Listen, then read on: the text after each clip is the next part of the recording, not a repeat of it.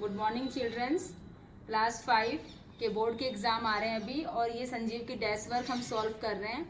ये सॉल्व ही आती है, लेकिन थोड़ा इसको समझ लेंगे। जो बच्चे थोड़ा कम समझ पाते हैं क्लास में, तो आज हम इससे समझेंगे। तो इसमें फर्स्ट क्वेश्चन है, what is the angle made by the hours hand and minutes hand of a wall clock at 3 PM। एक घड़ी है, घड़ी में 3 बजे हुए हैं। तो आप देखिए, इसमें 2 सुई होती है, एक छोटी और एक बड़ी। जो छोटी सुई होती है उसको क्या बोलते हैं? हावर हैंड, छोटी सुई बोलते हैं हम लोग हिंदी में। और एक मिनट हैंड होता है जिसको बोलते हैं बिग नीडल, मतलब बड़ी सुई। अब देखिए 3 बज रहे हैं, तो 12 पे आएगी बड़ी सुई, छोटी सुई 3 पे आएगी। तो ये शेप कौन सी हो रही है? एल की। और एल की शेप में क्या बनता है? Right angle. चाहे वो AM हो चाहे वो PM हो, लेकिन ये हमारी जो 12 बजेंगे, 12 और जो 12 पे सुई है और 3 पे सुई है, तब ये हमारा क्या बजेगा? क्या होगा? राइट एंगल होगा।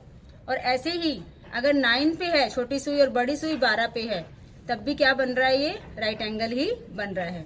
तो इसका सही आंसर है राइट एंगल। अब क्वेश्चन नंबर 2 है, make the following angles with the help of protractor. जैसा कि आपने क्लास में देखा होगा, एक प्रोटेक्टर होता है जिसको चंदाई बोलते हैं, डी शेप में होता है। उससे हमें क्या बनाना है? एंगल बनाने हैं। हमें सबसे पहले ये देखना होगा कि राइट एंगल की शेप कैसी होती है। राइट एंगल एल की शेप में होता है, 90 डिग्री से 90 डिग्री होता है। और उससे जो छोटा होता है, 90 डिग्री छोटा होता है, वो होता है एक्यूट एंगल। और 90 डिग्री जो बड़ा होता है वो होता है ऑब्ट्यूस एंगल। और जो स्ट्रेट होता है वो होता है स्ट्रेट एंगल। तो इसमें हम क्या करेंगे? देखिए, ये मैंने डॉट से दिखाया हुआ है, ये हमारा राइट एंगल है। और इससे कम है, ये कम है, इसलिए ये एक्यूट एंगल है। और ये भी देखो राइट एंगल ऐसे होता है, लेकिन उससे बड़ा है। जितना बड़ा आप करोगे वो क्या है? ऑब्ट्यूस एंगल है। मतलब राइट एंगल से बड़ा ऑब्ट्यूस एंगल और राइट एंगल से छोटा एक्यूट एंगल। और जो सीधा होता है बिल्कुल स्ट्रेट, उसका नाम ही है स्ट्रेट एंगल। तो आप बिना चांदे की नाप से भी इसको, अगर मेजरमेंट नहीं दिया है तो आप इस तरह से बना सकते हैं। तो मुझे लगता है आपको समझ में आ गया होगा।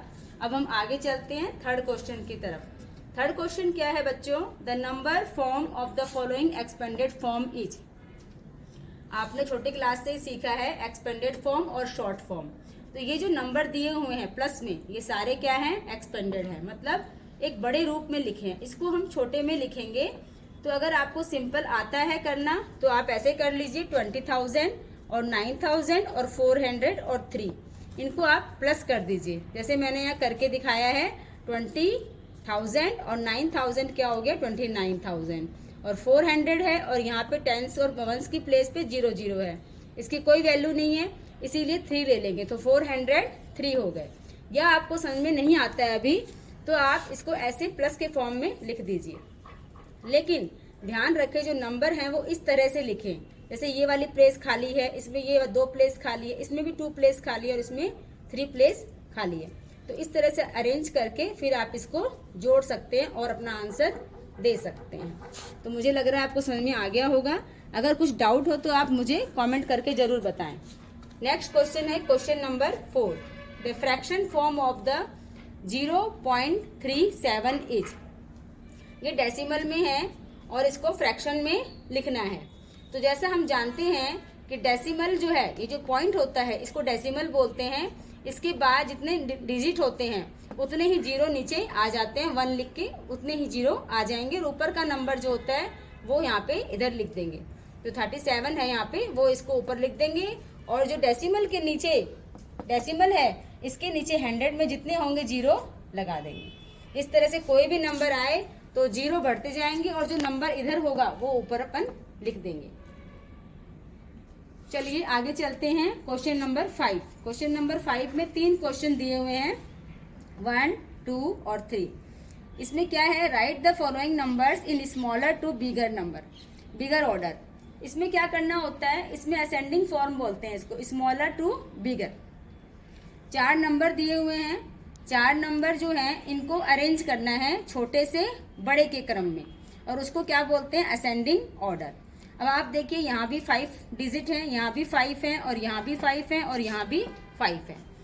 अब आप देखिए कि सेम कौन से हैं। यहाँ भी 49 है और यहाँ भी 49 है।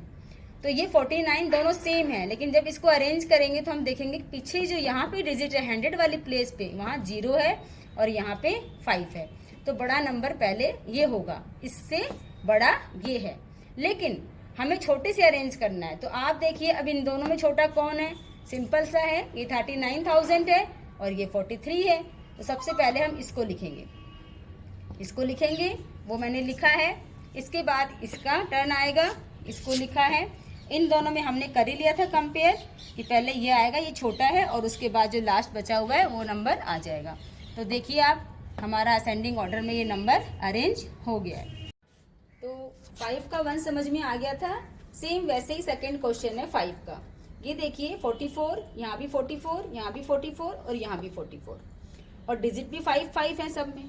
तो थोड़ा सा हम कंफ्यूज कर सकते हैं कि सारे सेम है, लेकिन नहीं। जब ये आगे के नंबर हमें सेम लग रहे हैं तो हम इन दोनों नंबर में देखते हैं कौन है। तो देखिए 7 है, यहाँ पे भी, ये भी 7 है। इनको आप बाद में देखिएगा। इधर देखिए, यहाँ पे 100 की प्लेस पे 3 है और यहाँ पे 4 है। तो आप लोग जानते हो 100 की प्लेस पे 3 छोटा है 4 से। तो सबसे छोटा इसमें जो है, क्योंकि यहाँ 7 है और यहाँ भी 7 है, तो सबसे छोटा जो है पहले 3 है। तो हम पहले इस नंबर को यहाँ लिख देंगे, इसके बाद इसका टर्न आएगा, इसको लिख देंगे। अब ये दोनों 7 है, लेकिन ये 743 है और ये 734 है। 34 छोटा है 43 से, इसी 34 को हम थर्ड नंबर पे अरेंज कर देंगे और लास्ट में जो नंबर बचा है उसको हम लिख ही सकते हैं। तो हो गया ना आसानी से सॉल्व। अब है क्वेश्चन नंबर 3। देखिए 65 है, यहाँ पे भी 65 है और यहाँ पे 66 है और यहाँ पे भी 66 है। तो ये दो नंबर सेम हैं और ये दो नंबर सेम हैं। तो सबसे पहले हम देखते हैं कि 65 और 65 जो हैं 66 से छोटे हैं। तो इन दोनों को पहले अरेंज करते हैं कि छोटा कौन है इसमें। फिर वही देखेंगे 100 की प्लेस पे यहाँ 7 है और यहाँ पे 100 की प्लेस पे 4 है। तो 4 छोटा है 7 से, तो पहले हमने इसको लिखा। इसके बाद इसको अरेंज करना ही है।